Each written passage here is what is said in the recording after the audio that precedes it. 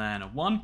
Hello, I'm ABX Toycat, and this is the start of my brand new Deep in the Mind podcast, where we can deep dive into Minecraft topics in the way that they truly deserve. This is a long-form audio-based series, which you can not only watch here on YouTube, but you can also listen to on Spotify, and the idea is that some topics in Minecraft need a deep dive. You know, some Minecraft topics need a deep dive, so we need to go deep in the mind. And today, we're going to be doing that with regards to parity in Minecraft. This is one of those hot button issues that comes up every now and then, but if you play Minecraft, it's probably not at the forefront of your mind until there's an update, and then you think, that is kind of odd, and then it goes away until the next time. But this is a really big issue I imagine that they're going through at Minecraft right now, and it's one that I think needs to be discussed because parity is something that is the dream for everyone who plays Minecraft on an edition for the game that is different to one they watch or a friend plays. You know, let's be honest, internet people are the friends of, the modern age, and so if someone that you watch on the internet plays a different Minecraft, it can be kind of jarring that you both play the same game where 95% of things are the same. You can still make a brick house if you really want to, you can survive in caves because creepers will come and get you, but lots of minor details are slightly different. The obvious ones to point out are the fact that, the title screen is different. Minecraft Java Edition looks different to Minecraft Bedrock Edition, the very nature of everything from there gets more and more different, but there are more fundamental issues in the game that mean that Minecraft will never be one game, it will always be two games, and the goal that Microsoft as a whole had after buying it was to try and make it as close as possible to being one, trying to make the game as close as possible to feeling like it's one game regardless. They even stated in a recent AMA, the whole goal was to make sure that when you speak to someone about Minecraft, it shouldn't matter what edition of the game you're talking about. When you say you're excited for the alley, when you say that you really want to see this cool new thing that he can do with redstone, you shouldn't have to think, oh yeah, don't worry, I'm playing this edition of the game. It should just be that Minecraft is Minecraft. And so parity has always been the goal, which is a word we use a lot, but the simple explanation of parity is equality. But, equality can mean, 1 times 5 is in parity with 5 times 1. Even though they have slightly different ways of reaching the same outcome, they have parity in the way that it's done. And so that is the goal for Minecraft. There is 2 editions of the game, Bedrock and Java, and ideally everything should perform differently under the hood. One is programmed in C++, one is programmed in Java, but the end result that they aim for is that even though there are different lines of programming required to make a creeper explode when you're this distance away, every piece of behavior should be perfectly duplicated. And this is a really noble goal when you say it like that. Like, when you imagine the infinite possibilities, no resource constraint world, it is a really noble and honestly important goal to make sure Minecraft is as similar as possible, because everything else about Minecraft, from a cultural or a monetary success point, kind of relies on Minecraft being Minecraft. You can't sell diamond swords if in Bedrock the top tier is Emerald, whereas in Java it's Netherite. You can't, have a promotion for a new update if it's the new update, but only for Java Edition. And so, obviously for all these reasons, it's super important to do. It's super important to aim for parity, to have these 2 editions of the game, which are going to be the same. But this is forgetting that, actually, when you've got a big game the size of Minecraft and you've got dozens of developers, having 2 entirely different teams of people, even if they've got some in common, lead towards the exact same thing for every single update almost seems to be an impossibility. It almost seems like it's one of those goals, if you're running a country and your goal is, I intend for there never to be sadness ever again. Of course you should have that goal, but when you're actually talking about deliverables, when you're talking about things you can do, you need to actually, in your own life, right? You can't aim to never be sad again, even on a personal level. You need to have something which is more realistic, okay? When things go bad, I won't spiral. When you're Minecraft, you can't, it's a nice goal to say Minecraft should be the same. Any update should be as close as possible to that, but you need to have actual realistic end goals, because what happens instead is, even though this week we had a brand new Java parity feature on Bedrock, they changed the color of the grass to make it less exciting on Bedrock, like it is on Java, and on Java they had a parity feature where they removed spawn eggs from the monster spawners so that they would look like the Bedrock mob spawners. In reality, the argument for that second feature is probably that it's better anyway. Why should a mob spawner have a pig in by default like it did before? But they made a feature on both platforms to make them more similar to the other. They They brought the game slightly closer this week, you could say, and that does sound like a good thing. All you have to do is look at Minecraft, take every single change, every single weird feature one edition has that the other doesn't, every single weird quirk one thing has the other doesn't, and if you fix all of those, you'll be done. However, when we come up with lists of these features, you get hundreds of actual real-world differences the player can notice every single time, and then you get thousands of bugs that exist on one platform but not the other. You get tens of thousands of things where the behavior is so slightly different that most people wouldn't notice it, but it is just there, and so you realize you have an impossible task. Fixing one feature a week between both editions would take 20, 30 years to create, true parity, which, first of all, creating any task that takes that long is probably not a great idea. People tend to lose motivation when a goal is out of sight. Again, have you ever struggled with going to the gym sometimes? You're like, well, I really would like to be a 100% ripped and in shape and the best looking person I've ever been, but it's really hard to be like, well, today's not going to change that, so if I just don't do today, I can still aim for the goal while having not gone for it. That's why we usually need small-term goals. We need things that are like, I will succeed at this today, fail or pass. If I fail, I feel bad. If I pass, I feel good. And it helps me towards the longer arcing goal. And so hopefully, internally, Mojang aren't saying, yes, every update we must get true parity achieved. But instead they're saying, how do we get closer? How do we go from 10,000 things that separate Bedrock and Java to 9,850. That is the goal for this year. How do we have 9,850 differences? However, while they're doing this in the background, in the foreground, with 1.20, with all these exciting updates, we're talking about, updates that are coming out, and every single one of these has to be programmed for, not only is it really hard to make these updates the same, because if they don't make the updates the same, if 1.20 is slightly different between Bedrock and Java, like 1.13 was, there are bigger salmon on Bedrock than there is on Java. This is a joke I always make, but it's true. The salmon are huge on the Bedrock edition, and they're sad and medium on the Java edition.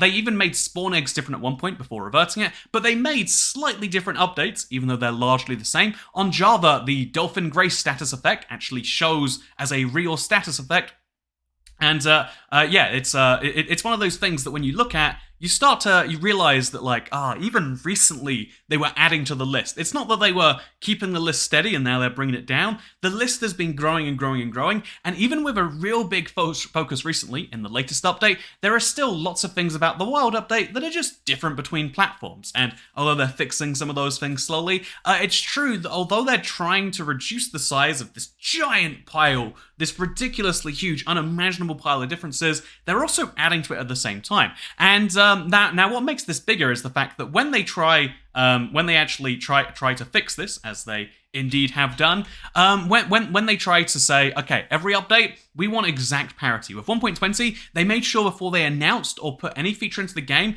it could work perfectly the same on Java and Bedrock. And I say perfectly the same because there was a ton of bugs which made them not the same, but the goal is that okay, when the update comes out, you shouldn't need to care if you're playing Java or Bedrock, because you'll get 1.20. The camels do the cool dash, and they have the same health and the same attributes, they hold the same number of players, every single feature is perfectly tested that way, and it does seem like, okay, this could be the way forward, but here's now why I'm gonna put the argument to you that actually parity might be a bad thing on that case. So with 1.20, it's been in development for, you could argue how much of the time is truly development versus how much is pre-development, but it's been over 4 months since 1.19 came out, and so with those 4 months we have 5 features, and one of the reasons behind that taking so long is that every single feature they want to announce or put in the game, they need to make sure, will this work the same on both platforms? Getting the Warden to function the same on Java and Bedrock is one of the reasons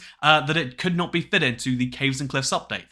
The headline feature of the Caves and Cliffs update was too dissimilar between platforms so that they couldn't release it. The bundle, one of the cool features people were excited for, could not be added because although it was working perfectly on Java, it's seriously, it's a finished feature on Java, it doesn't work on Bedrock, and so why release it over there? And this is a funny issue because as a development studio, this means that all sorts of great ideas that someone could do in very little time compared to adding something as large as something as large as the salmon, perhaps we could say, or large as the the salmon. The salmon are very large, by the way. Bedrock salmon, best salmon. We all agree, right? The bigger the salmon, the happier the person. That is my life phrase that I get through with. But when you look at when you start to look at the new features that they're adding, you'll realize so quickly that every one of them is having to be compromised on in so many ways. Every single easy thing they could just change and be fun can't be added to the game. And again, this might be worth it on the long run if they have the development power to make up for it. But when you look at updates, it almost feels like they don't actually. If you look at 4 months of development and you see 5 features, that to me is a really, that's actually a big concern as to how fast can you make things when you've got not only the pressures of trying to do it in 2 separate environments, but trying to make it as identical as possible. I would imagine it's taking a big hit on their development time. See, now that creates the counter question of like, what would be a better idea? I think it's really easy to be against something, and it's easy to say, yeah, you're spending so much time on this. What is the better solution? Well, the way most games work, a fun example would be take any franchise that is on PC and on consoles. It's the same thing as Java, except PC Minecraft is 2 separate Minecrafts, and console Minecraft can be played on PC. But it's an analogy. Like if you take any popular modern game, it probably releases on Xbox, PlayStation, Switch, and the PC, maybe all at the same time. And these games are literally the same game. They're programmed in the same architecture from the ground up for all those platforms. Whereas Minecraft was programmed just for Java, Linux, Mac, and PC. And then later they realized, maybe we should make this for phones. Maybe we should make this for consoles. Maybe we should make this for new consoles and the 3DS. And it got a little bit crazy towards the end there. But unlike unlike Minecraft, those games all plan those platforms at the same time. And so you never have to argue about parity with the latest Call of Duty game or the newest FIFA or NBA or whatever game, F1, whatever games people are downloading every year.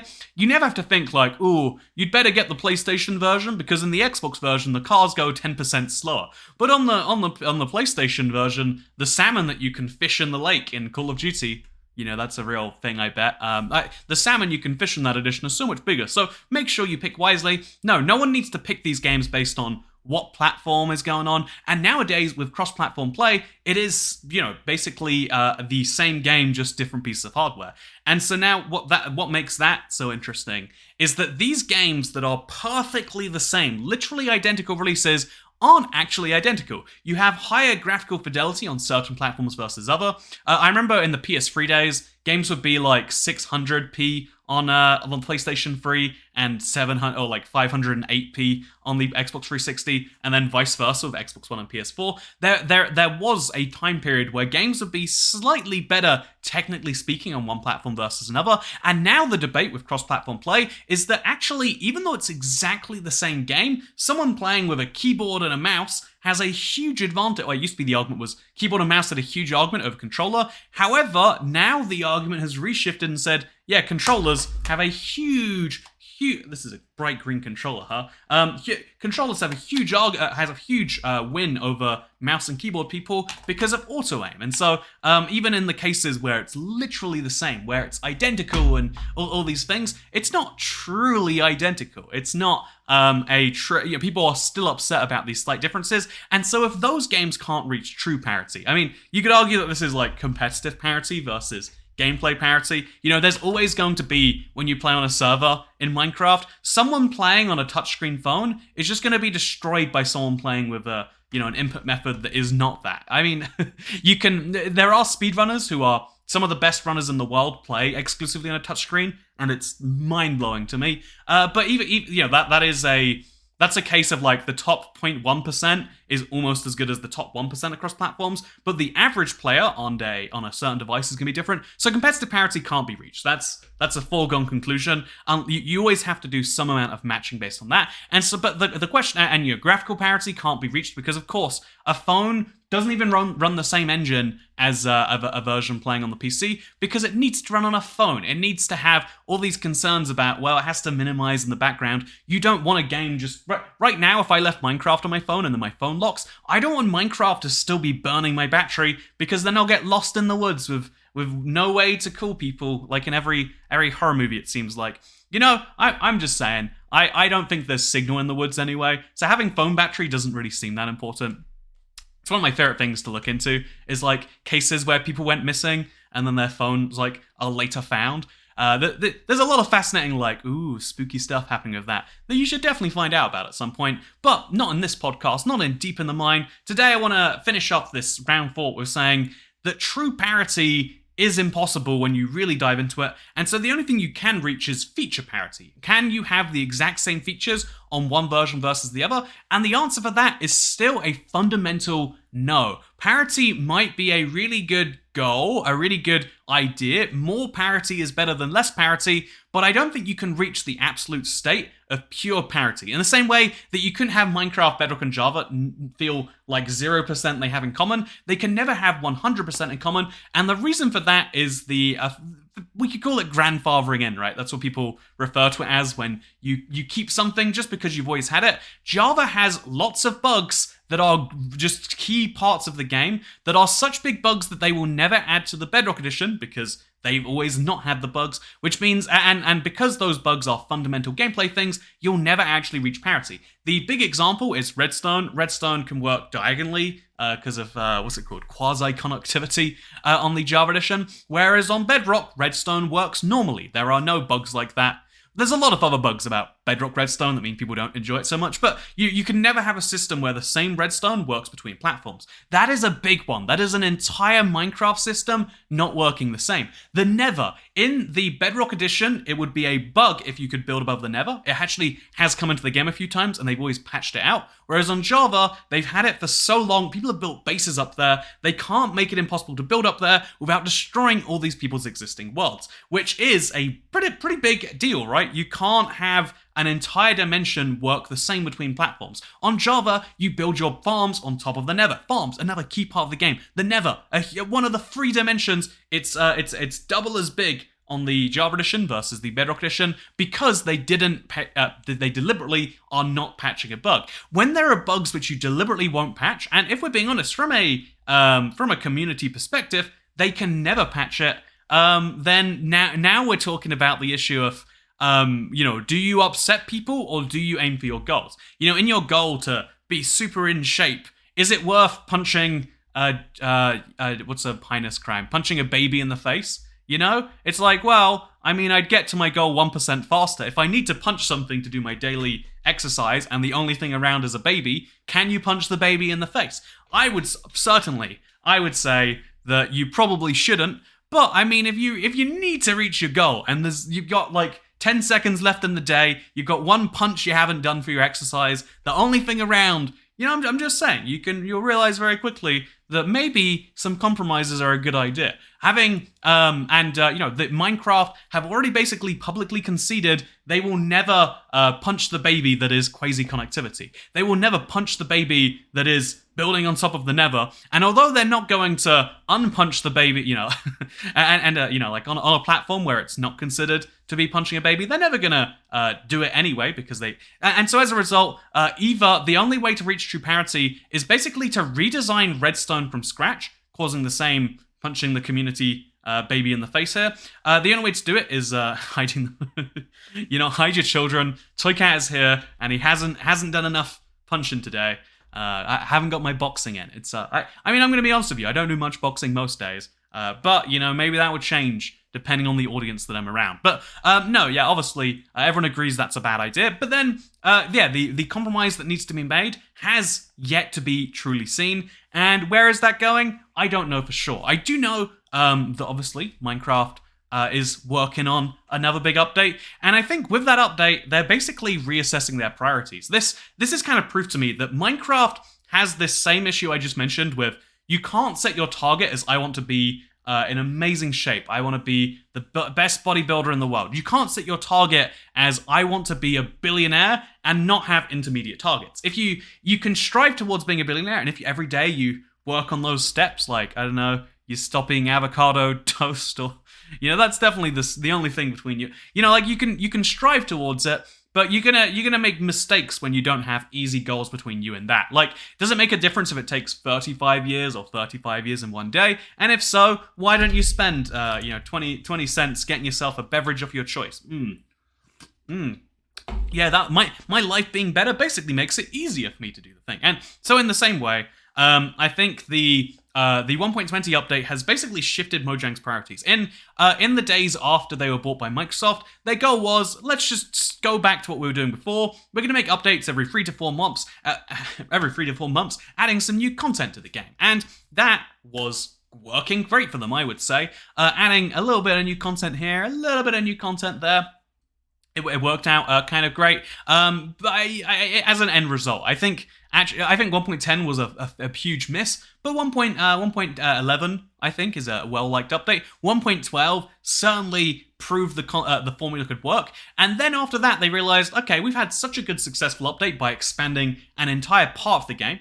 World of Color update changed the colors of everything. There was different colored walls. Now there was concrete that was colored. They added a lot more things, and so then they were like, okay, every year, one time a year, we make an update. And then that update changes something entirely. They went for the Update Aquatic as their first theme, which introduced us to the world of Big Salmon for the first time, our Lord and Savior. But, obviously, the first update comes out and it's aquatic. They changed the oceans, which were so boring before. Then, second of all, Village and Pillage comes out. Wow, it's out, they're ready to, and what are they going to do with it? They're going to change villages? Wow, it takes a full year, but this update is incredible. They also add in a few features here and there, like the campfires and the phantoms, but it's mostly focused on making villager trading a more enticing mechanic, something it succeeds on. Every year they go for this big update theme, with 1.15 being a weird exception, and then they're like, yep, this is great. And although we can argue the reason they shifted to 6-month updates was because of the pandemic,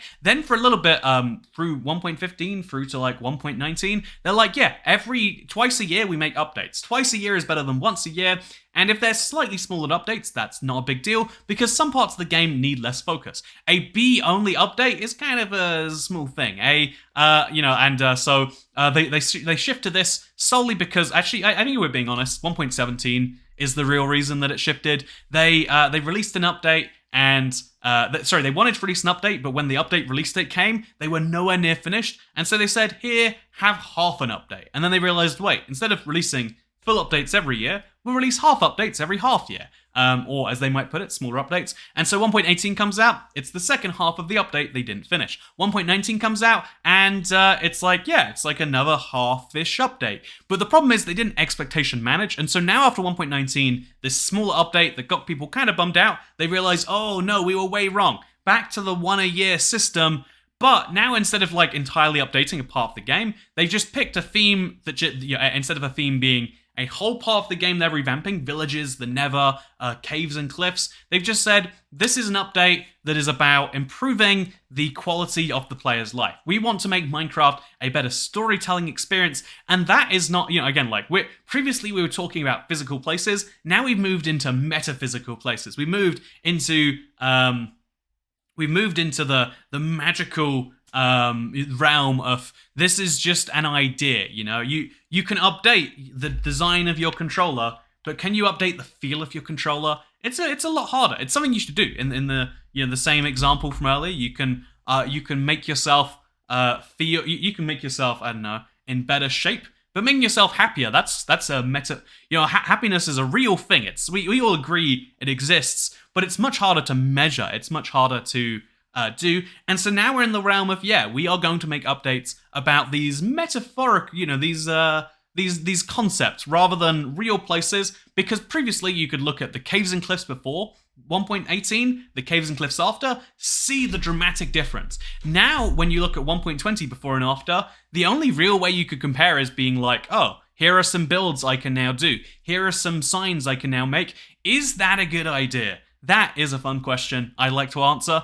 Honestly, when you really think about it even more than that, you start to realize that it's got the huge concern with parity again, though, of every single thing that they're making. If it's quality of life, you need to improve quality of life as equally as they can. Maybe in some ways, there's always two factions in the community. One is saying, I want new stuff, I'm bored. The other is saying, why are there so many bugs? Minecraft might be the buggiest game in history, especially Minecraft Bedrock, there are so many bugs that you genuinely would not know how something functions. For years, they introduced a change last week where they made it so boats of mobson could go through nether portals. It has been broken for so long, I genuinely didn't know it was intentional. Like, how are you meant to know what is intentional and what is not? Truthfully, what makes something a bug and what makes something a feature? Is building on top of the nether a bug? I mean, it is a bug officially, but if it's been in there for 10 years and people like it, and it adds new gameplay options and new creativity, isn't that truly a good thing? My suggestion, if anyone was to watch this, is not only to be realistic with your own goals, especially if you're at Mojang. True parity is a weird goal to publicly aim for. Closer parity, more parity is a good one. But I would say one of the greatest things that you can add for self-expression and creativity is basically opening up a whole new half dimension for the Bedrock edition of the game.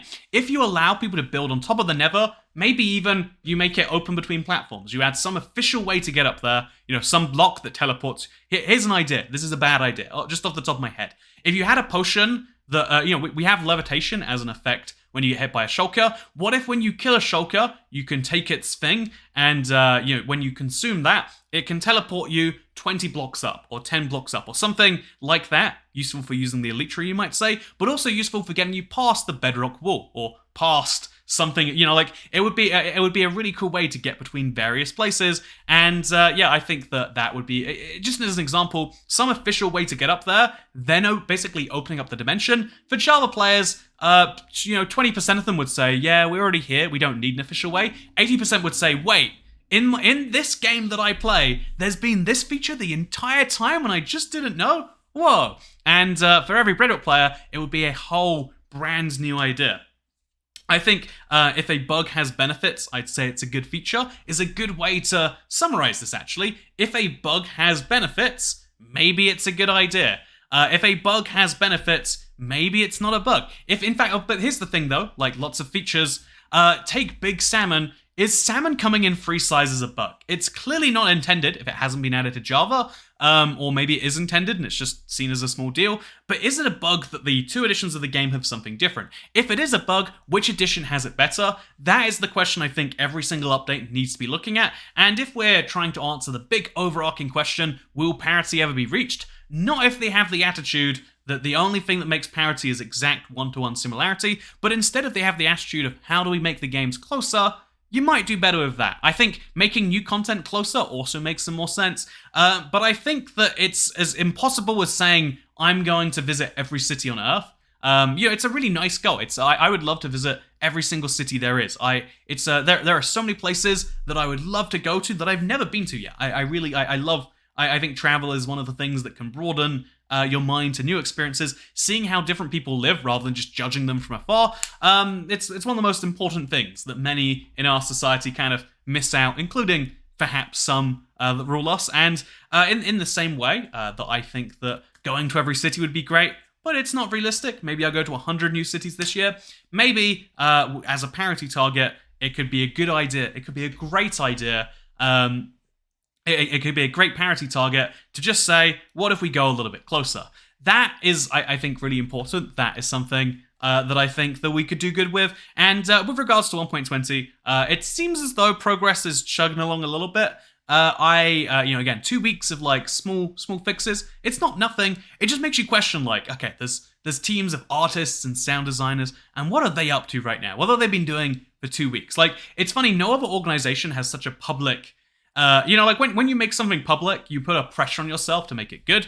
I'm making this podcast, by the way, public, and there is a pressure to make it good. There is a pressure of like, so what are you doing? You got a fancy graphic, Toy Cat, but like, what about over here? What's the deal with this? What about up there? What about the fact that clearly you've got a green screen up, but only covering the bottom third of the screen? Is that deliberate? The answer is, I guess you can leave it up to fate. But I hope that you found this to be an interesting and enjoyable experience coming and listening to the first episode of Deep in the Mine. This is going to be a potentially limited run. I currently am planning between 6 and 12 is the first. Let's see how this goes. And if you want to listen to this, you can do it right here as you already have. Or you can go to Spotify, there'll be a link down below, and you can give it a little bit of a listen over there too. I would totally recommend, if you like audio sometimes if you're doing things that require your visual focus or your game focus, I think zombies or Minecraft building are some of the best examples of this. Some of my favorite games are like, they require visual focus, but they're not audio-based experiences. Having a podcast to listen to can be life-changing for that. And if you're in the market for a podcast, how about Deep in the Mine by your boy at IBX Toycat? This is a fun experiment. Thank you for coming along with it for me. And also, as well as this Spotify link, I'd like to also quickly mention the new map, Ultra Flat Survival. If you haven't given it a check out already, it's available on the marketplace, and I've been loving seeing what people are doing with it. So next week we're going to have a segment where we throw various... I want to show off some inspiration in the video version of this at least, so make sure you submit some of those. For now, thank you for watching, let me know what you thought, and check it out on Spotify, link down below, because I'll see you next time. Goodbye. Oh, I have to stop, huh?